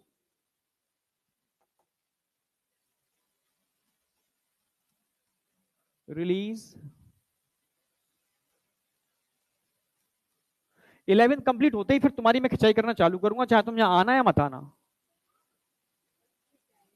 डंडे, मैं सच कह रहा हूं, मैं दो चार उठा के चला भी दूंगा। मैं 12th पढ़ाऊंगा, 11th पूछूंगा, जब जिससे जब पूछूंगा वो मेरी रिस्पॉन्सिबिलिटी है, फिर समझ लेना फिर, क्योंकि उस समय पे मैं भी इरिटेट हो जाऊंगा थोड़ा सा, ठीक है। 11th के बाद अगर तुमने 11th का भूल रहे हो 12th के टाइम पर, तो सही नहीं है, इंडिकेशन सही नहीं है, ठीक है। अब एक्चुअली मेरा टॉपिक जूलॉजी है यार, बहुत छोटा सा एक दायरा है, और फिजिक्स आती होती तो तुम्हें झोड़ के रख देता ढंग से मैं। चलो खैर, वो ये ना कि टॉपिक ऐसा है ना, ज्यादा जूलॉजी है बस। रिलीज ग्रोथ स्टिमुलेटिंग फैक्टर, ये क्या काम करते हैं?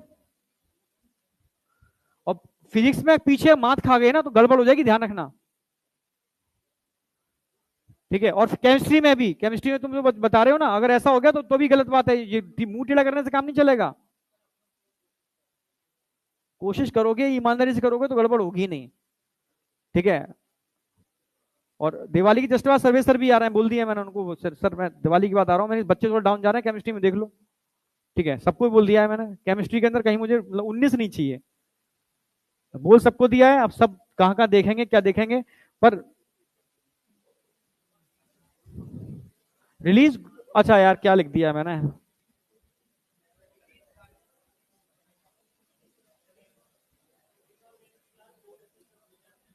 क्या हो जाते हैं? दो नहीं, बढ़ाएंगे, इसको बढ़ानी है। रुक जाओ रुक जाओ,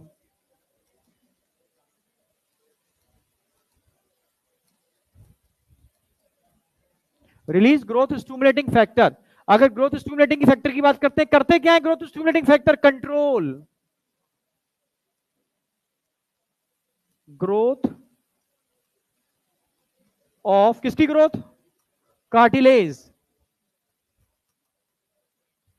bone and body tissue.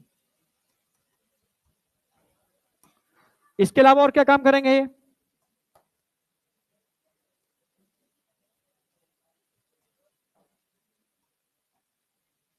Control metabolism of fat, carbohydrate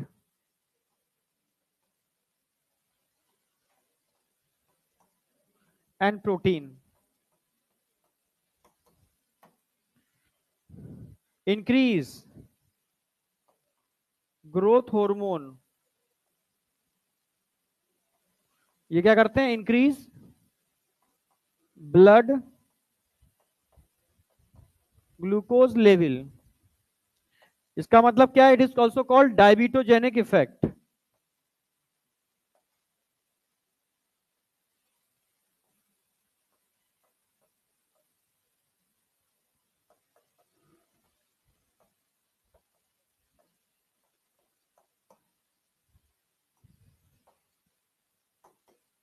एक बात और ध्यान रखना, अच्छा वो उधर दिखा देंगे, ठीक है, हाइपोथैलेमस दिखा दूंगा। एक बात और ध्यान रखनी है, यहां पर हॉर्मोन्स का सीक्रेशन नॉर्मल से कम हो जाए तो भी समस्या है, नॉर्मल से बढ़ जाए तो भी समस्या है। यानी हाइपो भी समस्या है और हाइपर भी समस्या है। हाइपो सीक्रेशन, हाइपो माने हाइपर सीक्रेशन, हाइपर सीक्रेशन। कई बच्चे ऐसे होंगे जो एक रोटी खाते हैं फिर भी लग जाती है, नहीं आया क्या?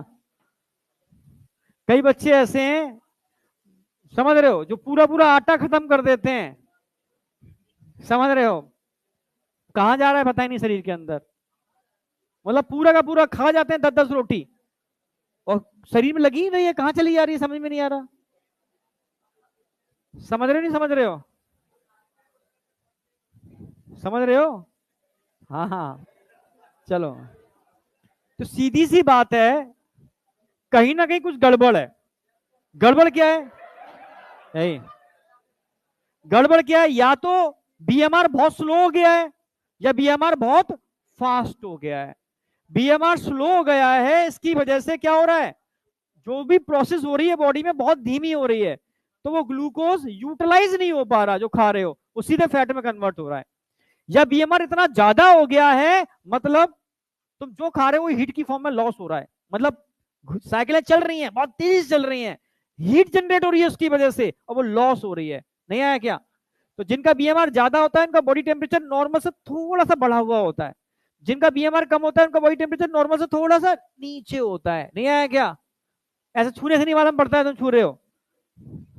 समझ में आई नहीं आई? सीधी सी बात है, एक काम करना है, ना कम खाने से पतले होगे ना ज्यादा खाने से मोटे होगे, बीएमआर सही कर लो, सही हो जाओगे। तो बीएमआर के लिए तो बस नियमित एक्सरसाइज करनी पड़ेगी, आपको योगा करनी पड़ेगी, मतलब ऐसी कोई भी चीज जो आपके ग्लैंड को इफेक्ट करती है, मसल्स को नहीं, ग्लैंड को इफेक्ट करती है। समझ रहे हो? अरे कोई सिंपल सी एक्सरसाइज करो, तुम दौड़ो, दौड़ने दौड़ने भी कौन सा दौड़ होती है?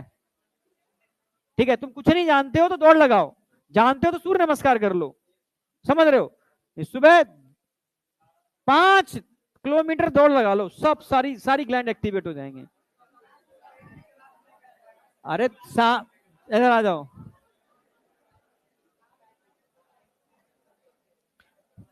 चलो खैर, तो नियमित 10 राउंड सूर्य नमस्कार कर लो। वो सूर्य नमस्कार में सारी ग्लैंड इंक्लूड हो जाती है बॉडी की, ठीक है, तो थोड़ा सा ब्रेन आपका सही रहेगा। कई बच्चे आज की डेट में स्ट्रेस ले रहे हैं और स्ट्रेस से बचने के लिए उठा लेते हैं मोबाइल। समझ रहे हो ना? उनको लगता है मोबाइल से स्ट्रेस रिमूव हो रहा है उनका, रिमूव नहीं हो रहा है, वो अपना टाइम वेस्ट कर रहे हैं, और जब टाइम वेस्ट होता है तो उनको और स्ट्रेस आता है। प्रैक्टिकल कितने बच्चे बताएंगे, नहीं मुझे बताएं, कितने बच्चे ऐसा करते हैं कि स्ट्रेस आने पर मोबाइल यूज करते हैं? देखो,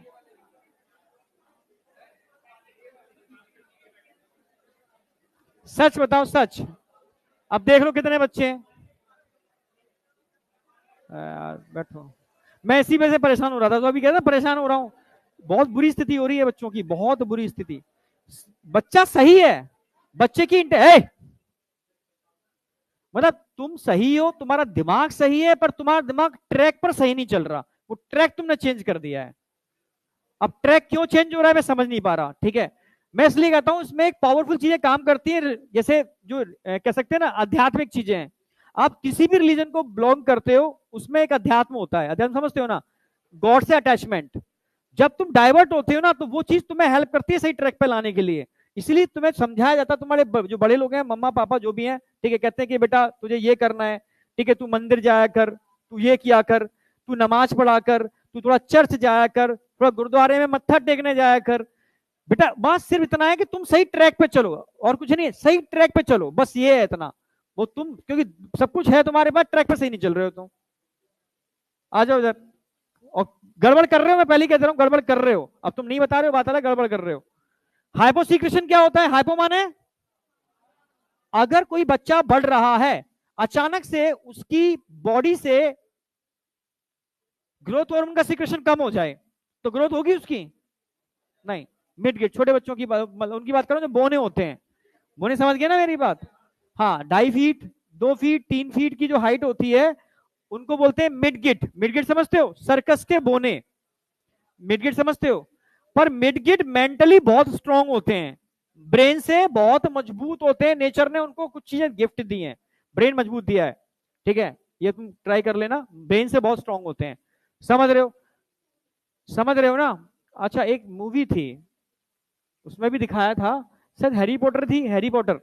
हैरी पॉटर में एक बैंक दिखाई है, उस बैंक के अंदर आ, उस बैंक के अंदर जो बैंक को कंट्रोल करते हैं वो सारे बोने हैं, बहुत छोटे बोने। याद आया तुम्हें कुछ क्या? हाँ, ऐसे ही जैसे मैं आगरा को बिलोंग करता हूँ, आगरा में एक पैथोलॉजी है, साइंटिफिक पैथोलॉजी, ठीक है, ठीक ठाक है, उसमें मैं गया तो उन्होंने कुछ ऐसे ही बोनों को रखा है, बहुत ज्यादा, जिनकी हाइट बहुत कम है। तो मेरे डिस्कशन हुआ कि यार ये मतलब आप कैसे मैनेज करते हैं, सारे लोग कर लेते हैं सर, ये मेंटली बहुत ज्यादा आम इंसान से ज्यादा स्ट्रांग है, और ये मेंटली बहुत वो काम कर लेते हैं जो एक नॉर्मल इंसान नहीं कर पाता, इसलिए हमने इन लोगों को मन यहाँ रखा है, मतलब। तो इससे दो फायदे हो रहे हैं कि इनका मतलब, समझ रहे हो, कि आम इंसान जो काम नहीं कर पाता, या जहां पर ये जैसे हाइट की जरूरत है, वहां काम नहीं मिलता है इनको, तो हमने इनको काम दे दिया, ठीक है, टेस्टिंग का। हमारा ये फायदा है कि ये एक अकेला इंसान इतना दिमाग दो इंसानों के बराबर काम कर लेता है, दिमाग का काम जो होता है। तो जब वो डॉक्टर अशोक करके हैं, उन्होंने मुझे समझाते वाली बात, तो एक्चुअल में ये बात फैक्ट है, तुम समझ रहे हो ना? तो ये ध्यान रखना है, मिड गिट जितने भी होते हैं वो मेंटली और सेक्सुअली नॉर्मल होते हैं, ठीक है, वो बेबी कंसीव भी कर सकते हैं, अपने बेबी के लिए रिस्पॉन्सिबल होते हैं। ऐसा नहीं है कि बहुत छोटे हैं तो उसके लिए भी, तो क्योंकि दो डिसऑर्डर हैं, दो पढ़ाने वाला हूं। एक पढ़ाने वाला हूं क्रिटिनिज्म, जो बच्चा कंफ्यूज करेगा, ठीक है, क्रिटिनिज्म पढ़ाऊंगा मैं थायरोक्सिन की कमी से, उसमें भी बोने बन जाते हैं, पर वो मेंटली, सेक्सुअली, फिजिकली तीनों तरीके से, ठीक है, डॉफ होते हैं, कह सकते हो, समझ रहे हो, सही नहीं होते, एबनॉर्मल होते हैं मेंटली, ठीक है, सेक्सुअली भी एबनॉर्मल होते हैं, और डॉफ तो होते ही हैं वो। यहां पर भी सेम वैसा ही है, पर यहां पर मेंटली सेक्सुअली नॉर्मल होते हैं, डिफरेंस है, इस पर क्वेश्चन आता है, ठीक है। तो इसको बोलते हैं हाइपोसिक्रेशन ऑफ ग्रोथ हार्मोन, क्या होगा? Pituitary dwarfism, pituitary dwarfism. Pituitary dwarfism मतलब सर्कस के बोने, मिडगिट कह सकते हो। अगर मिडगिट की बात करते हैं भाई, डॉफिज्म का मतलब समझते हो ना, डॉफ बोने, ये मेंटली एंड सेक्सुअली कैसे होंगे? नॉर्मल।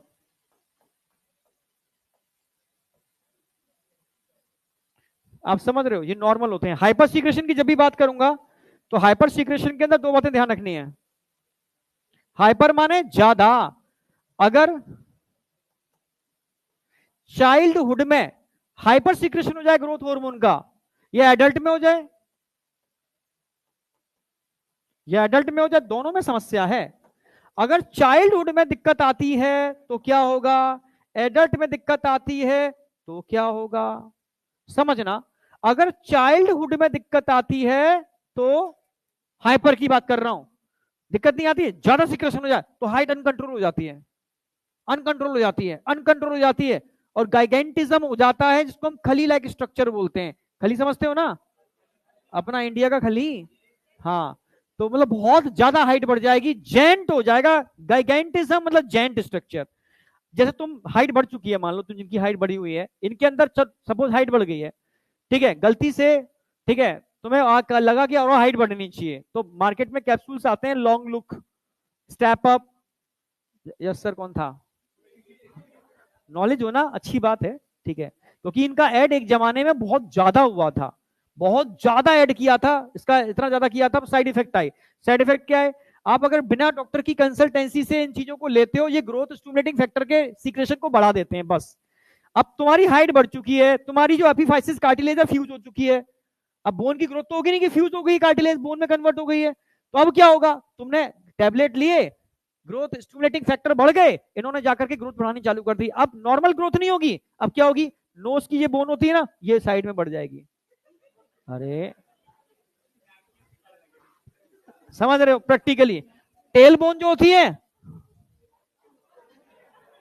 ठीक है, पर एनसीईआरटी में एक दे रखा है, लोअर जॉ का बढ़ जाना, एक्रोमेगेली, लोअर जॉ बाहर निकल आता है, समझ रहे हो, ये बड़ा हो जाएगा, खली का इतना बड़ा कहां, छोटा ही है ना वो तो। हाँ, वो तो एक्सरसाइज करने वाले लोगों का जॉ पतला हो ही जाता है, जो वेट लिफ्टिंग करते हैं उनके जॉ बहुत एकदम दबे हुए होते हैं। हाँ, समझ रहे ना मेरी, उसकी बात नहीं कर रहा मैं बात कर रहा हूं यहाँ पर एक्रोमेगेली की, लोअर जॉ का बाहर निकल आना, समझ रहे हो, समझे नहीं समझे? हाँ, तो सीधी सी बात है, चाइल्डहुड के अंदर क्या हो जाएगा, गाइगेंटिज्म, ठीक है, जेंट हो जाएगा।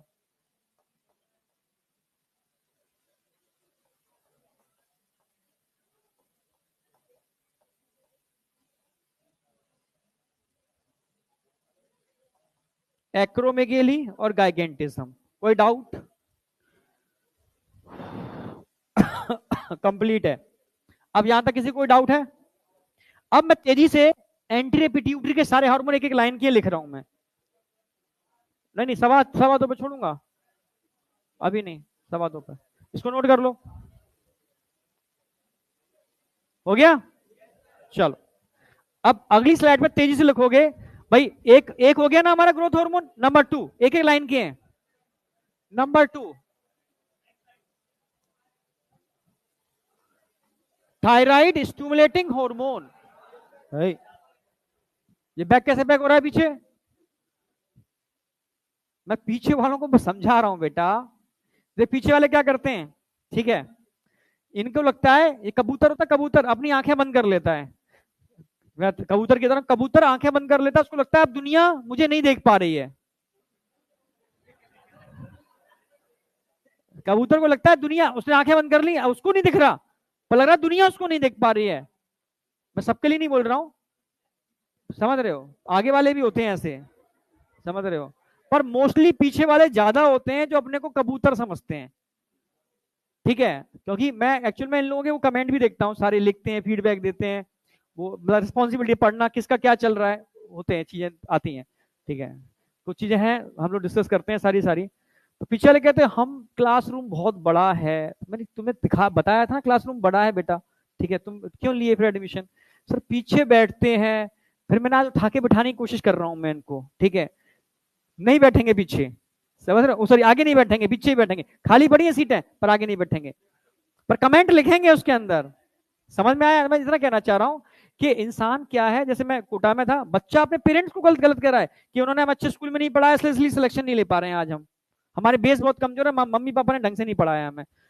जो कंप्लेंटिंग नेचर का होता है वो बुढ़ापे तक कंप्लेंट करता रहेगा, जिंदगी में ग्रोथ नहीं कर पाएगा। जो ग्रोइंग नेचर का होगा, जहां समस्या होंगी उनका भी सोल्यूशन निकाल के वो आगे बढ़ जाता है, ये फैक्ट है। मैं ऐसे में मैं तो इतने सालों से देख रहा हूं बच्चों को, इसलिए बोल रहा हूं मैं। तो डिपेंड करता है कि आपका नेचर क्या है, वो नेचर आपकी डायरेक्शन को इंडिकेट करेगा, और कुछ भी नहीं है। तो एक तो हो गया थायराइड स्टिमुलेटिंग हार्मोन, अरे हाँ है ना, थायराइड स्टिमुलेटिंग हार्मोन टीएसएच क्या काम करते हैं, स्टिमुलेट थायराइड ग्लैंड,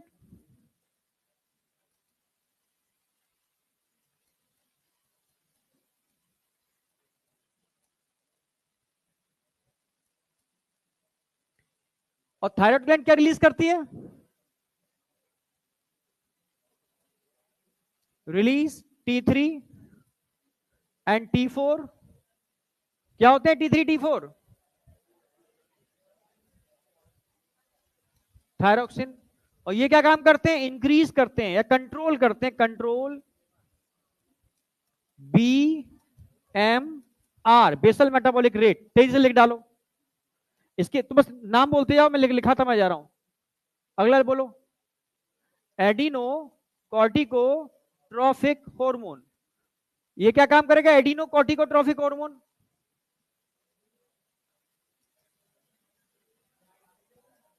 किसको? एड्रिनल कॉर्टेक्स है, मेडुला। एड्रिनल और कॉर्टेक्स कौन सा हार्मोन निकालता है? वैसे तो कई हार्मोन निकालता है, पर मेन हार्मोन कौन सा है? Life saving hormone cortisol. क्या रिलीज करेगा? हाँ बेटा, हाँ एक्चुअल में अभी तुम दोनों को लिखो, ठीक है, मैं आगे स्पेसिफाई करूंगा उसके अंदर जाकर के। कॉर्टिसोल, और कॉर्टिसोल की बात करते हैं, लाइफ सेविंग हार्मोन होता है, ठीक है, बहुत सारे काम करता है, तो अभी तो तुम लिखो, ठीक है, कॉर्टिसोल ही लिख लो, उसके फंक्शन तो मैं डिटेल आगे बताऊंगा। अगला तुम लिखोगे यहां पर MSH, छोड़ दो वो तो वेस्टिजियल है। Prolactin hormone, prolactin hormone. अगर मैं प्रोलैक्टिन हार्मोन की बात करता हूं, समझना बेटा, क्या बोलते हैं इसको? PRL। क्या काम करता है PRL, prolactin hormone? Number 1, development of mammary gland, mammary, बस ये लास्ट स्लाइड है क्योंकि इसके बाद के हार्मोन कल ही कराऊंगा। डेवलपमेंट ऑफ मेमोरी ग्लैंड, ठीक है, मेमोरी ग्लैंड के डेवलपमेंट कराता है, इसलिए क्या बोलेंगे इसको? Mammotrophic hormone. क्या बोलेंगे इसको?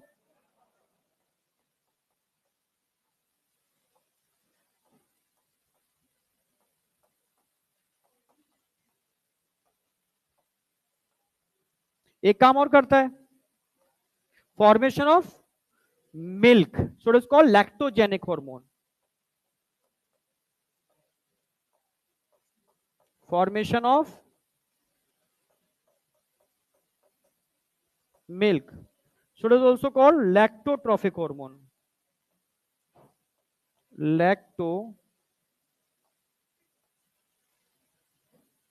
लैक्टोट्रॉफिक हार्मोन, लैक्टोट्रॉफिक हार्मोन, ये दो पॉइंट लिख लोगे?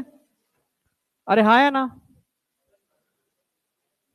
एक ही बात है, अच्छा लैक्टोजेनिक कर दो, बनाना, ट्रॉफिक का मतलब है पार्ट, पर एक ही बात है, लैक्टोट्रॉफिक भी लिख सकते हो, सोमैटोट्रॉफिक हार्मोन एक ही बात है, समझ रहे हो? लैक्टोजेनिक कर दो, जेनिक थोड़ा सा समझ में आएगा, जनरेशन, लैक्टोजेनिक हार्मोन, पर लैक्टोट्रॉफिक भी एक ही बात है, ट्रॉफिक मतलब बनाने वाला, जो कंट्रोल कर रहा है, ठीक है। लैक्टोजेनिक हार्मोन है, मेमोट्रॉफिक हार्मोन है, एक काम और करता है, क्या करता है? देखो कौन बताएगा? हाँ, ये इनहिबिट भी करता है GnRH के सीक्रेशन को, ठीक है, पर वो अभी नहीं कराऊंगा, पहले मैं GnR पहले मैं समझाऊंगा, उसके बाद कराऊंगा नोटेबल पॉइंट में, अभी नहीं, ठीक है, क्योंकि अभी मैंने GnH कराई नहीं है, आपको जानते ही नहीं GnH होता क्या है, ठीक है, तो यहां तक समझ में आया नहीं आया? तो कुछ क्वेश्चंस हैं, ये कर लेना, हाइपोथैलेमस कल होगा, जितने हो जाए उतने कर लेना, सारे नहीं करने, जितने हो जाए उतने कर लेना।